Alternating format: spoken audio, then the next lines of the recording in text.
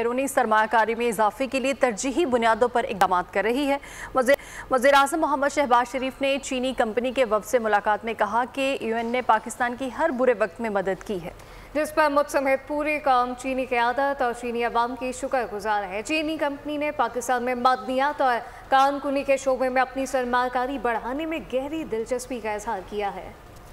बैरूनी सरमायाकारों की पाकिस्तान आमद जारी। चीनी कंपनी की भी मादनियात और कानकुनी में भरपूर दिलचस्पी। चेयरमैन वांग जिंग चिंग की क़यादत में चीनी कंपनी एमसीसी टोंगसन रिसोर्सेज के वफ़द की वज़ीर आज़म शहबाज शरीफ से मुलाकात। वफाकी वुज़रा अहमद खान चीमा, डॉक्टर मुसद्दिक मलिक, राना तनवीर हुसैन, जाम कमाल खान और मुताल्लिका आला हुक्काम भी शरीक थे। कंपनी ने पाकिस्तान में मिनरल पार्क बनाने के हवाले से तफसीली ब्रीफिंग दी। वज़ीर आज़म का चीनी कंपनी का खैर मकदम। हुकूमत मुल्क में बैरूनी सरमायाकारी के इजाफे के लिए तरजीही बुनियादों पर इक़दामात उठा रही है। वज़ीर आज़म ने मुताल्लिका वफाकी वुज़रा और अफसरान को चीनी कंपनी के साथ मुशावरत की हिदायत की।